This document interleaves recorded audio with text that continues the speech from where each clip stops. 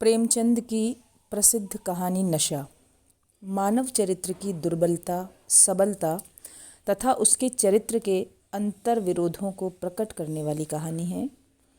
आदमी की सिद्धांतवादिता उसके परिवेश तथा उसकी मानसिक स्थिति पर ही निर्भर करती है, ऐसा कथाकार ने यहाँ दिखाया है। जब आदमी अपने व्यक्तित्व पर बड़प्पन का लबादा ओढ़ लेता है तो बड़प्पन का नशा उसके व्यक्तित्व के सद्गुणों को भी नष्ट कर देता है और नशेबाज आदमी की तरह वह अपने होश में नहीं रहता और न ही उसे उचित अनुचित व्यवहार का भेद समझ में आता है। नशा कहानी दो मित्रों की कहानी है, जिसमें जो कथानायक है वह हॉस्टल में एक जमींदार के पुत्र के साथ, ईश्वरी के साथ एक ही कमरे में रहता है। कथानायक गरीब क्लर्क का पुत्र है जिसके पास कोई ज़मीन जायदाद नहीं है और ईश्वरी जमींदार का पुत्र है, जिसके कारण उसके स्वभाव में ही ऐश्वर्य और विलासिता से रहने की प्रवृत्ति है। कथानायक स्वयं गरीब है और उसे जमींदारों के अमानुषिक अत्याचारों से सदैव चिढ़ रही है। वह यदा कदा जमींदारों के विरुद्ध ईश्वरी से बहस भी करता है और उन्हें भला बुरा कहता रहता है। फिर भी ईश्वरी शांत भाव से अपने मित्र की तीखी आलोचनाओं को चुपचाप सहन कर लेता है। जब दशहरे की छुट्टियां आती है तो ईश्वरी कथानायक को भी अपने गांव चलने का निमंत्रण देता है और उसे समझा देता है कि जमींदारों के सामने उनकी निंदा न करना। मन ही मन वह ईश्वरी से सहमत भी हो जाता है। उसे लगता है कि वह गांव में एकाग्र होकर पढ़ाई कर पाएगा। जब वह रेल के सेकंड क्लास में पहली बार सफ़र करता है और वहीं से उसे भी थोड़ा थोड़ा बड़प्पन का नशा आने लगता है। उसके बाद जब वे गांव पहुंचते हैं तो लोग पूछते हैं ईश्वरी से कि यह कौन है, तो ईश्वरी परिचय बताता है कि ये मेरे मित्र हैं और सहपाठी हैं, महात्मा गांधी के परम भक्त हैं और ये भी राजा हैं जिनके इलाके की सालाना आमदनी 2.5 लाख रुपए है और सादा लिबास में रहते हैं, सादा जीवन, उच्च विचार इनके हैं। जब ये बात होती है तो ईश्वरी के बहुत बड़े घर में जो नौकर चाकर थे वे सारे उनका मित्र का बड़ा आदर करने लगते हैं। यहाँ तक कि नौकरों में जो धोबी थे वे कपड़े धोते हैं, कहार पाँव धोते हैं और स्नान के बाद धोती छांटी जाती है और इसी के साथ मालिश की जाती है।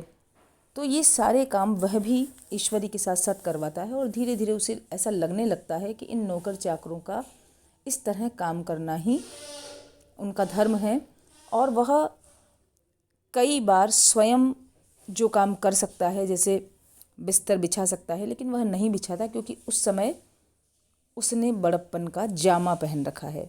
तो इस प्रकार से और नौकरों के ज़रा सा कुछ न करने पर वह उनको डांट भी देता है।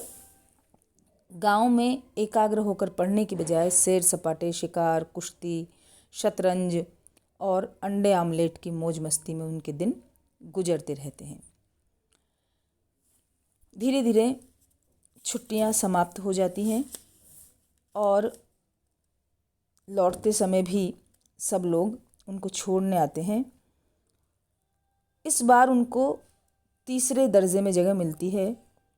ऐश्वर्य का इतना रंग देख लेने के बाद वहाँ बैठना उसको बुरा लगता है और उसी समय एक मज़दूर जब अपनी गठरी लेकर उनके पास खड़ा हो जाता है कथानायक के पास, तो कथानायक को यह बर्दाश्त नहीं होता और क्रोधावेश में वह उस गरीब को 2 तमाचे जड़ देता है।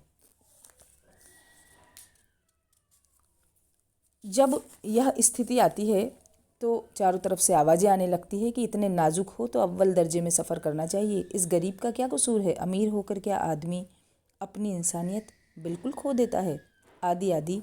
और अंत में ईश्वरी के एक वाक्य के साथ कि तुम कितने बेवकूफ़ हो, कथानायक के बड़प्पन का नशा उतर जाता है और कहानी यहीं समाप्त होती है।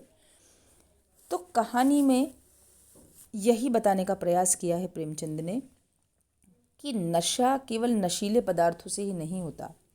बड़प्पन का, रईसी का, पैसों का या इज्जत का भी एक नशा होता है।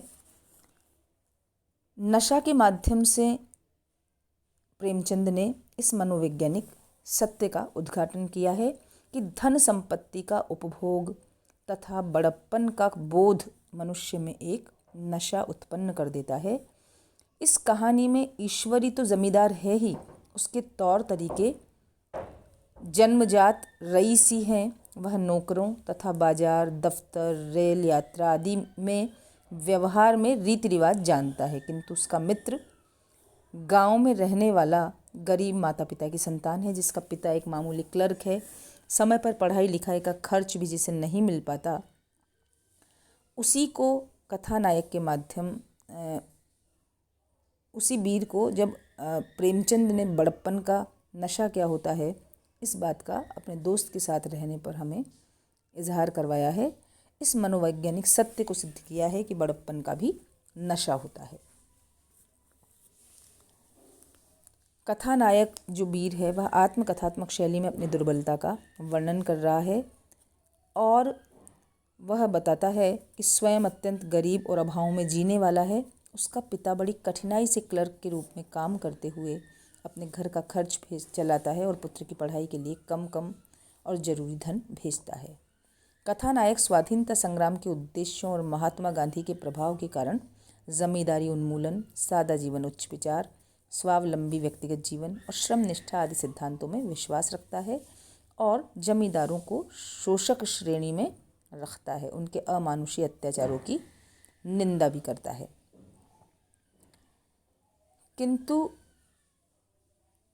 जीवन में सिद्धांतवादी बनने वाला कथानायक जब उसके साथ जब वह बड़प्पन का जामा पहन लेता है तो वह स्वयं भी वैसा ही व्यवहार नौकरों के साथ करने लगता है और बड़प्पन का जो नशा है वह उस पर दिखने लगता है।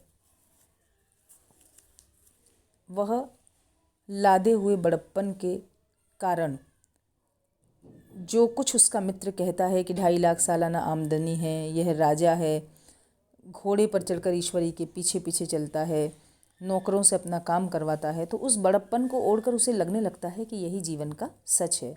नौकरों से वह निजी सेवा लेता रहता है, नाई से पैर दबवाता है, कहार से पैर धुलवाता है, नहाने के बाद धोती नौकरों से छटवाता है।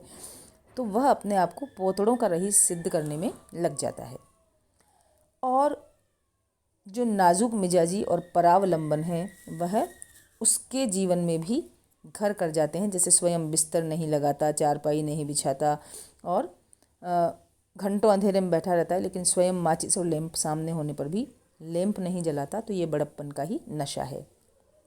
नौकरों के साथ वह अनुचित व्यवहार भी करता है, जैसे वह लैंप जलाना भूल जाता है या बिस्तर बिछाने में लेट हो जाता है, देर हो जाती है, तो वह लैंप जलाने पर मुंशी रियासत अली पर उबल पड़ता है और कामचोर आदि गालियों से उनका स्वागत करता है